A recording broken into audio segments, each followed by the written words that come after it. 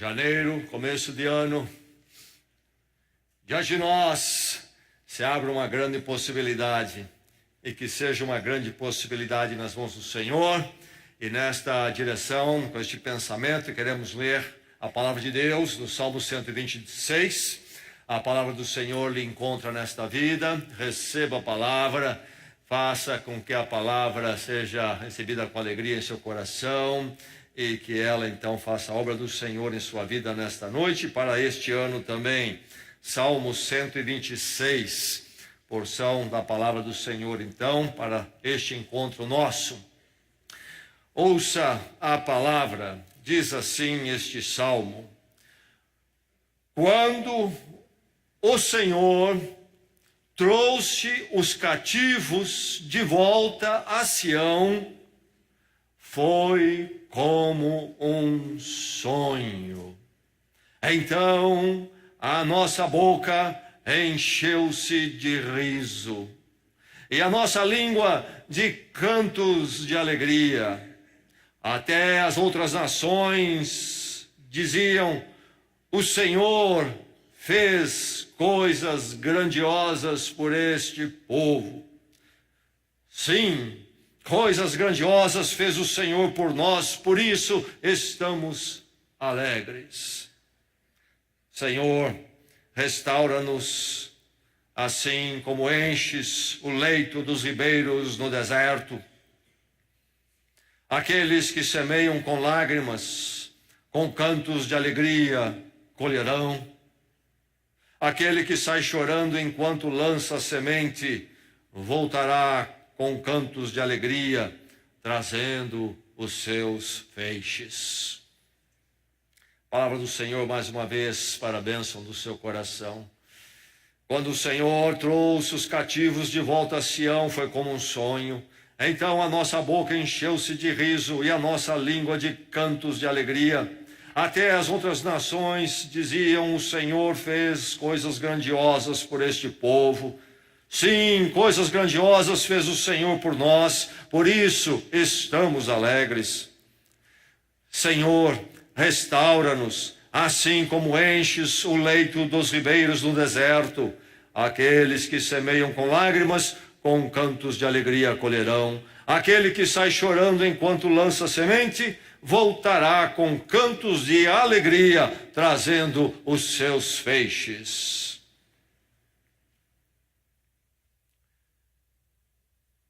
Em 2016, 2017, somos informados, foi um ano espetacular para a colheita de grãos no Brasil, particularmente a soja, por volta de 232 milhões de toneladas.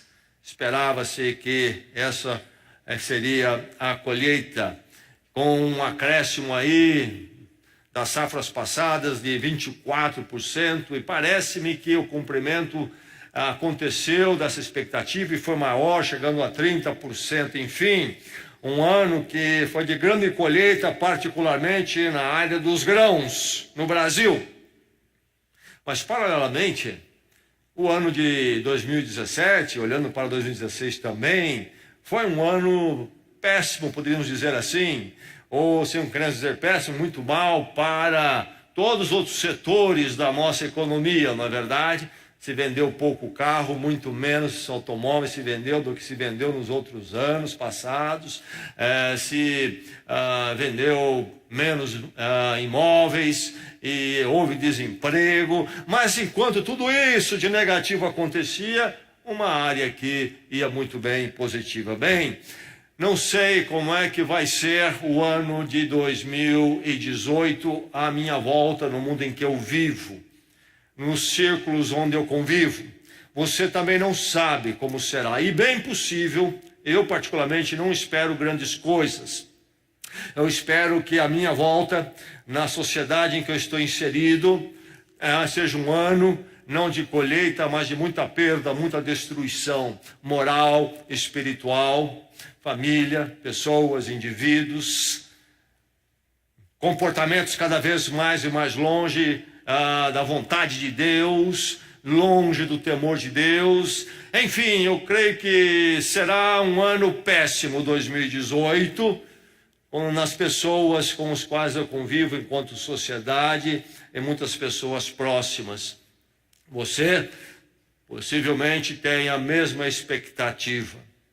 Mas assim como aconteceu na questão produtiva do nosso país, da economia, no ano passado, quando tantos setores foi ruim, mas a colheita de grãos foi boa, da mesma forma, foi uma paralela, ainda que 2018 a expectativa é de uma sociedade e amigos mais longe de Deus e sofrendo mais consequências e mais degradação, não quer dizer que a sua vida precisa ser assim.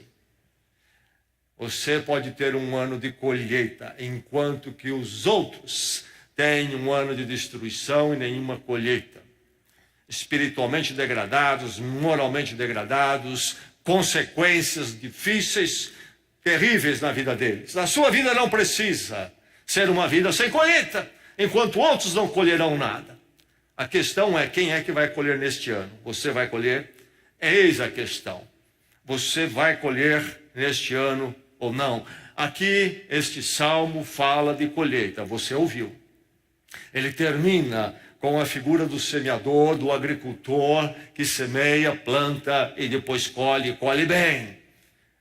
Está aí o tema colheita, concluindo o salmo, a metáfora de colheita aplicada à vida deles como povo de Deus. O que acontece? Como é que nasce esse salmo? O povo de Israel passou um tempo difícil. Houve o chamado exílio babilônico.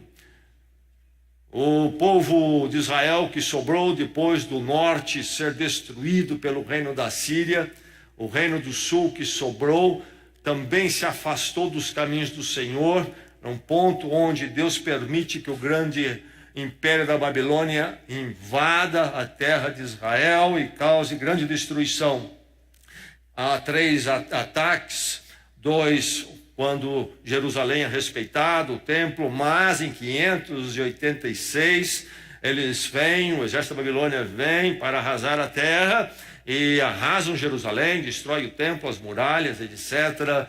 E como tinham feito antes, fazem de novo, levando muitos judeus cativos para a Babilônia, para levar aqueles que eram mais promissores, para aproveitá-los lá e evitar que eles se tornassem uma força de resistência na terra que era deles, que agora era dominada pela Babilônia.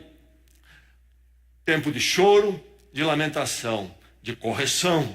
Mas Deus havia prometido a eles o retorno, que Deus haveria de restaurá-los assim que eles aprendessem então a lição e se aproximassem de Deus. E cumpriu-se a profecia.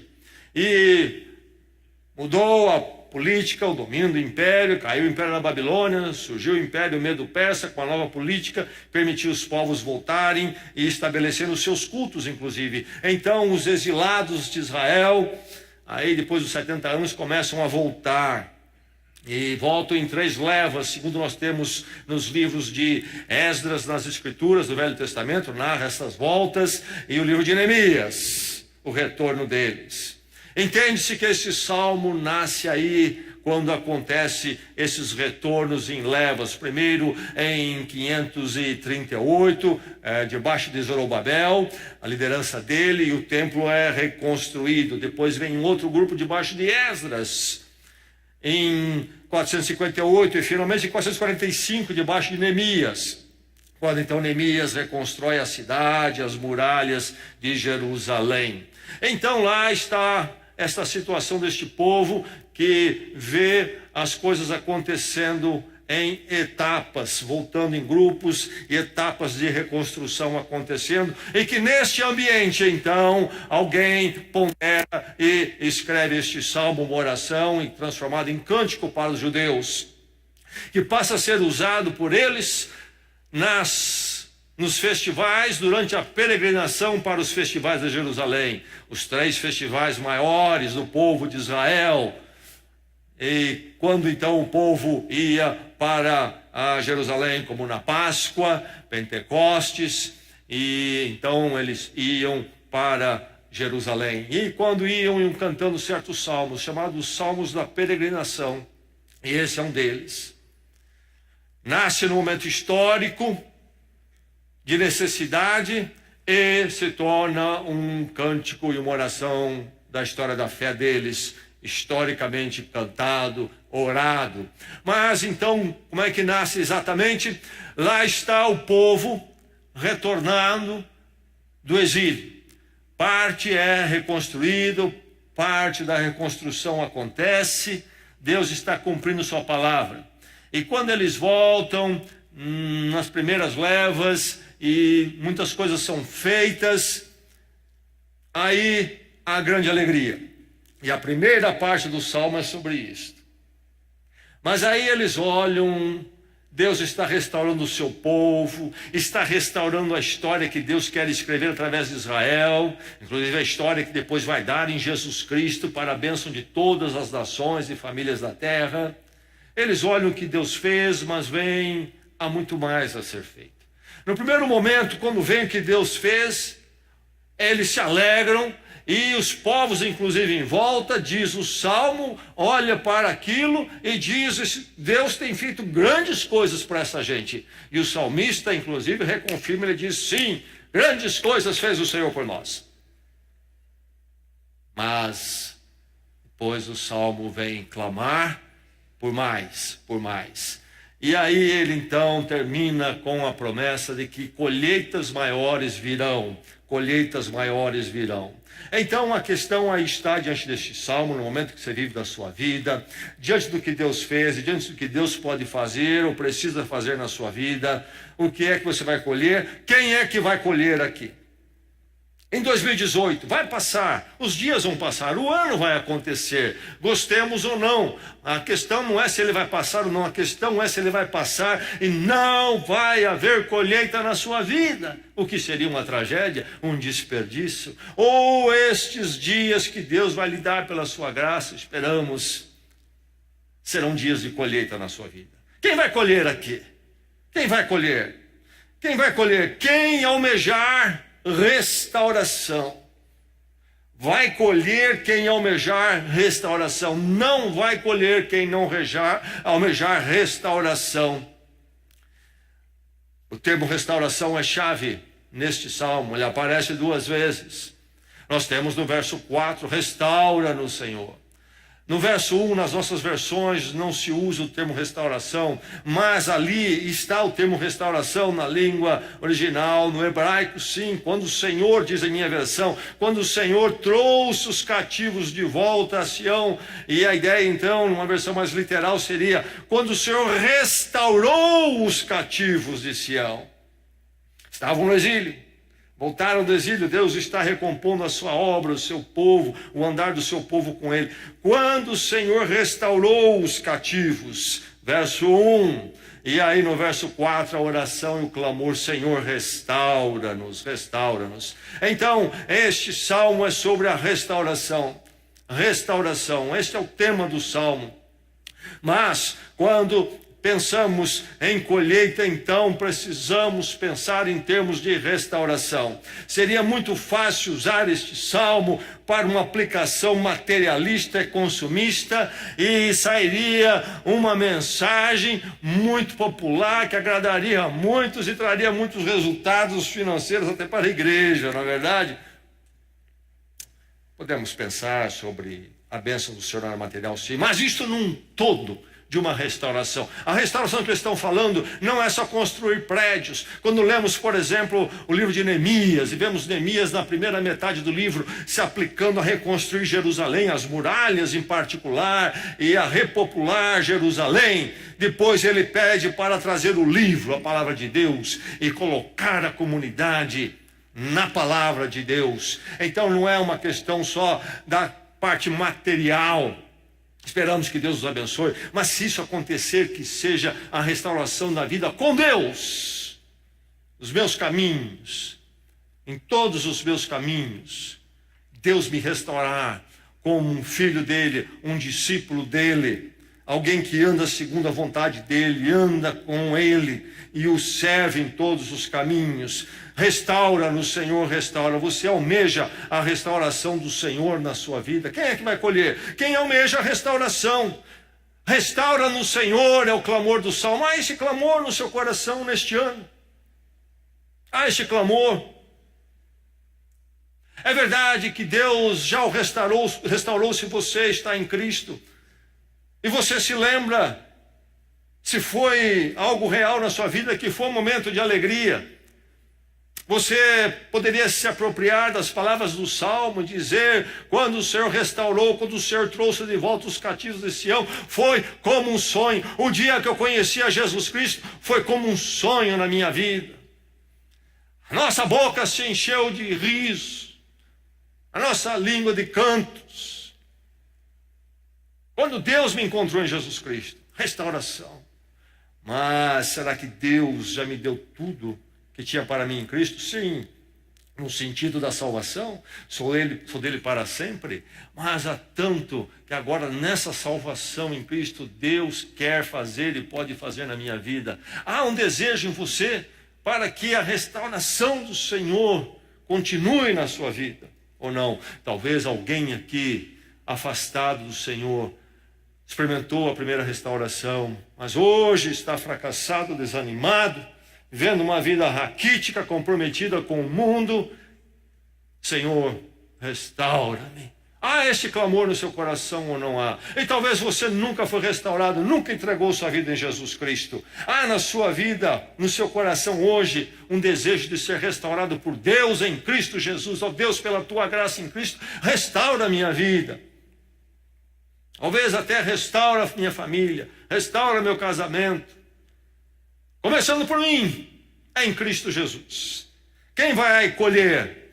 Quem almejar restauração, porque a colheita de que se fala aqui, a restauração da vida com Deus.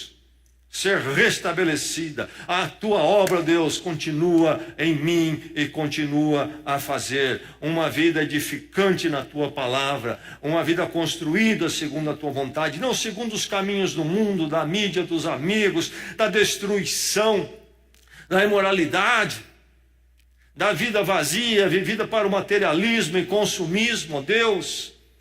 Mas uma vida dominada pela tua palavra, a tua vontade para te glorificar, onde então as emoções caem no lugar certo, as escolhas caminham na direção certa, e uma vida vivida da qual eu não me arrependo e vejo a tua mão todos os dias em minha vida. Quem é que vai colher? Quem almejar restauração. Eu creio que a graça do Senhor haverá de fazer mais, assim como um dia foi um sonho, assim como um dia foi um riso na boca, assim o Senhor fará mais vezes na minha vida. Restaura-nos, Senhor. Há uma oração no seu coração nesta noite. Quando você olha para este ano, em todos os sonhos, planos, quem sabe, acima de tudo isto, há um clamor no seu coração. Restaura-me, Senhor. Faz mais, ó Deus. Há esta oração no seu coração ou não há? Que haja nesta igreja este clamor, Senhor, restaura-nos. Quem vai colher?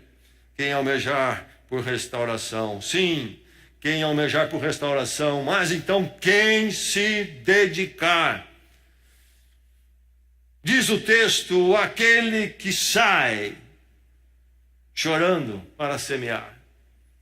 Veja a ação, veja aqui o romper com a inatividade, com a acomodação, aquele que sai.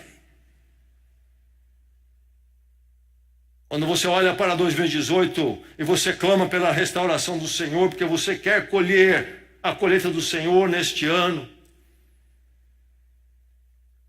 quais são os objetivos? Quais são os anseios? Em que área está precisando restauração na sua vida? Em que área você precisa colher a obra do Senhor? Na família? No lidar com o material, nas emoções, nas escolhas, no comportamento? no cultuar, na igreja, na oração, na devoção, onde que a coisa está precisando de restauração, onde seria ótimo se você tivesse uma colheita na obra de Deus na sua vida. Perdeu a paz, perdeu a alegria, fé enfraquecida, amor diminuído, vícios que não deveriam estar na minha vida entraram. Onde precisa de restauração? Mas então, quais são as áreas de necessidade? Quais são os anseios? Eu quero trazer feixes de colheita, como diz o verso 6, ou não? Quem é que traz os feixes? Aquele que sai. Onde estão as necessidades e onde estão os anseios? E não necessariamente objetivos, porque que somente se atém a áreas onde as coisas estão fraquejando. Mas quem sabe, ó Deus, tive um ano de 2017, quando eu prevaleci na oração. Ó Deus, este ano que seja um ano quando a oração seja ainda mais eficaz e presente na minha vida. Feixes, quero trazer feixes. Quais são os anseios? O que é que você quer colher? Que restauração você quer na sua vida? Aquele que sai é a ação contrapondo a acomodação. Vou eu, dependente da graça de Deus, tomar os passos necessários ou não? A disciplina pessoal, o tempo, da energia, das habilidades, da capacidade, diante do mundo que quer me controlar, vou buscar a vontade do Senhor, dependente da sua graça e a sua ação na minha vida. Quem é que vai colher? Quem se dedicar? Este investimento, os passos necessários, investir na colheita, aquele que sai. É preciso semear, tomar passos, estratégia. Semear, lançam a semente, versos 5 e 6.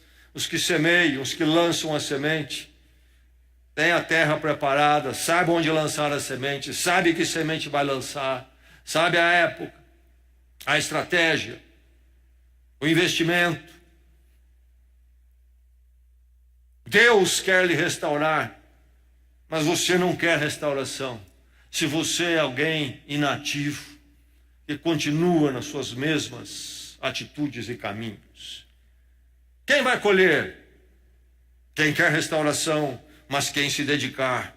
Quem se dedicar. Inclusive, eu quero colher do Senhor na minha vida este ano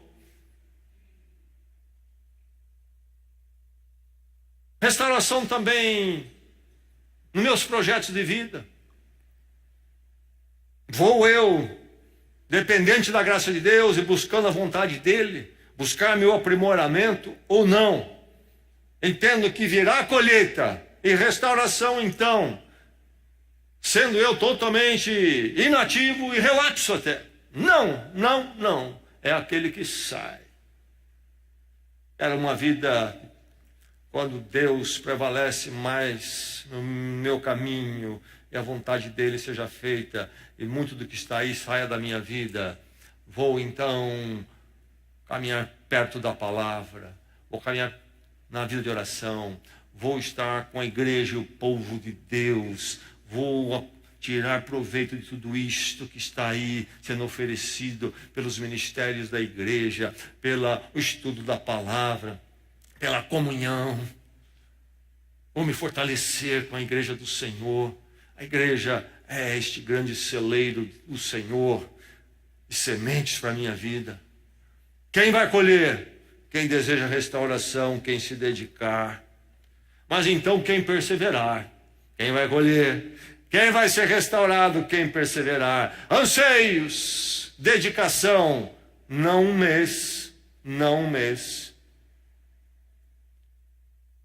Somos imediatistas, não entendemos que Deus está escrevendo uma história em nossas vidas. Queremos pílulas instantâneas e não o discipulado. Tome a sua cruz e siga-me dia após dia.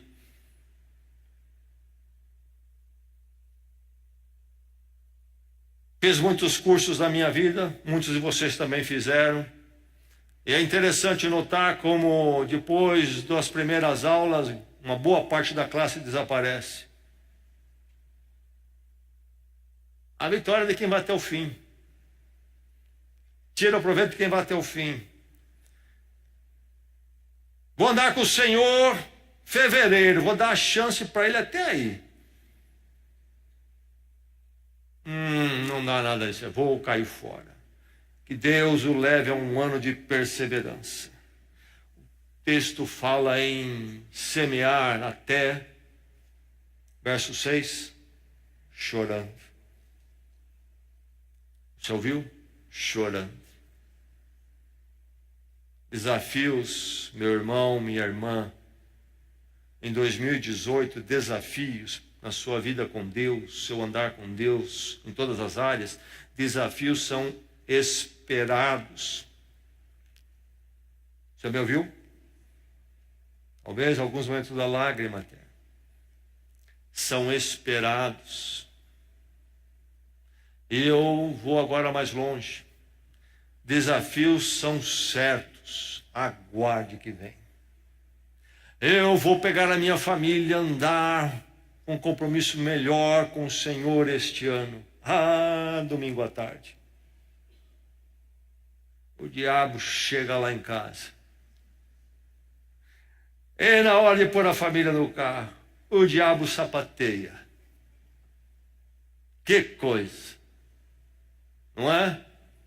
Eu sei como é, eu já vivi isso. Ele escolhe aquelas horas.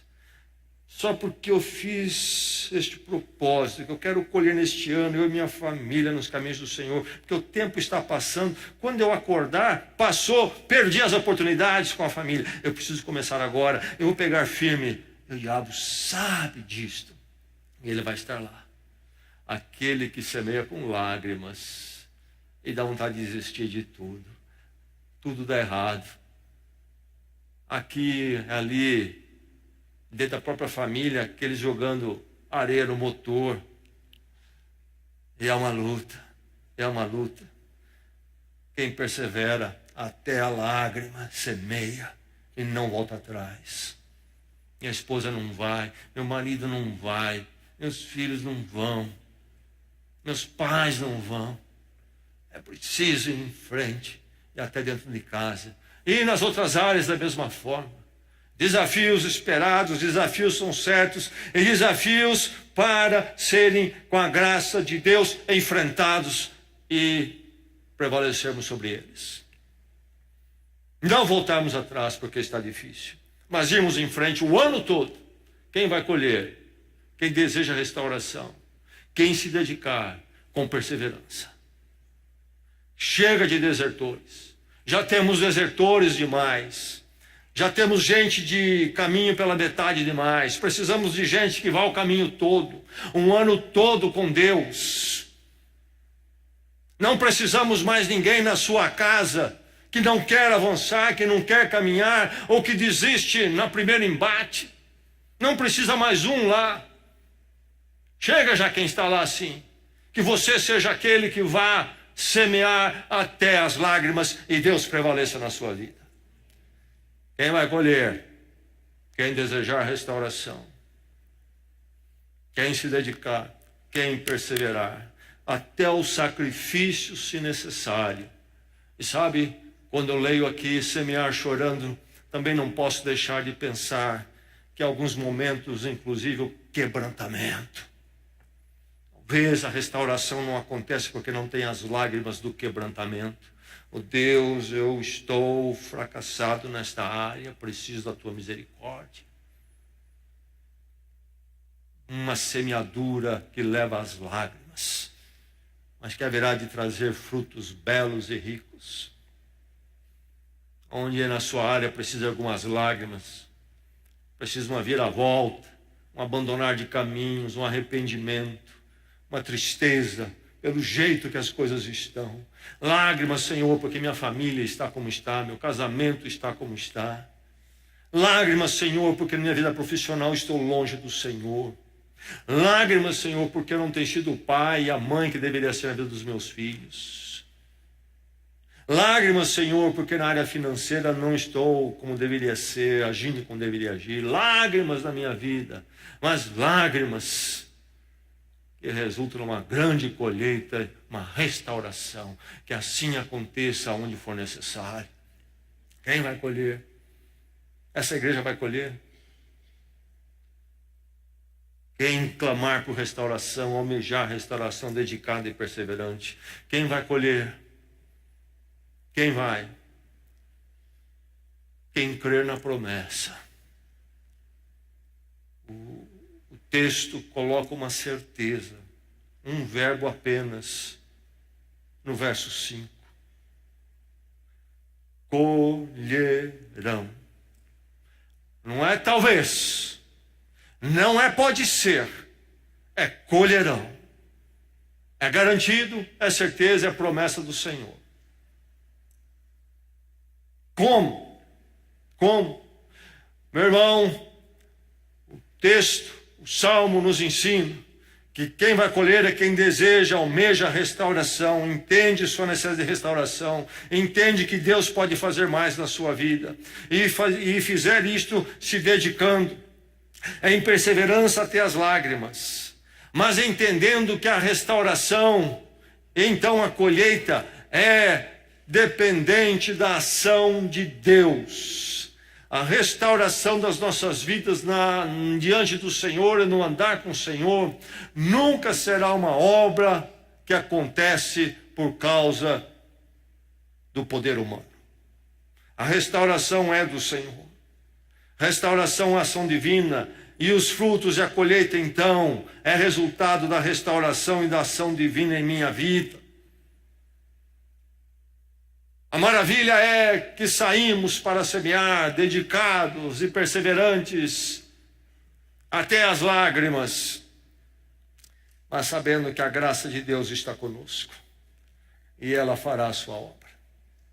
Se nós nos voltarmos para Ele, nos colocarmos no altar e dizermos restaura-nos, Senhor, e nós buscarmos a presença do Senhor, nos aplicarmos, a graça de Deus age em nossas vidas e a colheita vem. Vem na sua casa, vem no seu trabalho, vem na sua vida de oração, vem na sua vida de devoção, vem no seu firmar na palavra, vem no seu matrimônio, vem sobre todos. A luz é um canal de bênção por causa da graça de Deus, a sua dependência da graça. Quem vai colher? Quem deseja restauração, sim, mas quem crer na promessa, o Senhor haverá de nos dar uma colheita abundante. Nós temos aqui, neste verbo único, colherão, a garantia da graça. Nós estamos longe da agricultura, eu creio que todos nós aqui, nós conhecemos os produtos da agricultura num supermercado, e nós entendemos que automaticamente o supermercado tem que ter tudo lá. As verduras, as frutas, os grãos. E se não tem, nós reclamamos e falamos que é supermercado mais desorganizado, mais incompetente, deixa faltar as coisas, não é? Nosso relacionamento com os produtos da agricultura é nessa base, supermercado. Nós não entendemos o drama do agricultor, do que planta. Estamos longe disso. Alguns de nós aqui, no passado, tiveram oportunidade, talvez alguns aqui ainda vivam, mas poucos, muito poucos, a experiência da agricultura. Alguns de nós, ou muitos de nós, viveram no passado, quem sabe em ambientes assim, e viram de perto. Eu tive a oportunidade de ver muito de perto o drama do agricultor. Quando, me lembro muito bem, por exemplo, volta dos meus 6 para 7 anos, morando na região do Alto Paulista, onde tinha acontecido a explosão do café, uma época áurea para o café, e havia aqueles sítios familiares, pequenas propriedades, com um cafezal pequeno, e a família que tocava ali, pais e filhos, trabalhavam no cafezal, viviam daquilo. E eu me lembro quando garotas conversam com meu pai era pastor, dos sitiantes. Foi um ano bom de chuva, parece que não vem chuva, colheita. Preparavam os carreais, faziam as limpezas e ficavam aguardando. Um drama difícil ano após ano. E até hoje é assim para a maior parte dos agricultores, não é verdade? Deu a colheita, não deu a colheita, foi bom um ano, não foi bom um ano. O Salmo fala da metáfora, usa a metáfora da colheita, do semear nas nossas vidas com Deus, em relação à obra dele, à restauração. Nós semeamos, nós procuramos o Senhor, buscamos o Senhor, a vontade dele, nos aplicamos e Deus faz a obra. Qual a diferença nessa metáfora aqui entre nós e o agricultor? A metáfora se aplica bem, ilustra bem a obra de Deus em nossas vidas, mas há uma diferença entre o agricultor literal, físico, e a agricultura espiritual do Salmo. Qual é a diferença? O agricultor da terra, ele vive esse drama da incerteza. Mas o agricultor espiritual, isto é, na sua vida com Deus, não é sem certeza. Se você semear, você vai colher. Pela graça de Deus. É o que o Salmo está dizendo. Senhor, o Senhor já fez uma vez. Quando o Senhor restaurou os cativos de Sião, restaurou a sua obra, o seu povo que vive para ele e com ele, povo escolhido. O Senhor restaurou, foi como um sonho. O Senhor fez. Alegria do passado, memória da obra de Deus. Deus fez de uma forma que inclusive os povos que não eram deles, os nossos vizinhos, olharam e eles tiveram que reconhecer, Deus fez coisas grandes para essa gente.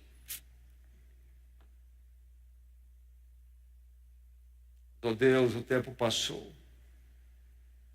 Precisamos muito mais. Há muito mais carecendo em nossa vida. Restaura-nos, Senhor. Restaura-nos, Senhor. Que clamor maravilhoso. Que ele possa ser o clamor do seu coração para este ano. E se você for sério nesse clamor, não só clamando, mas se dedicando com perseverança, a graça de Deus garante a colheita. Deus em Cristo há de transformar, mudar, e você há de terminar um ano maravilhoso.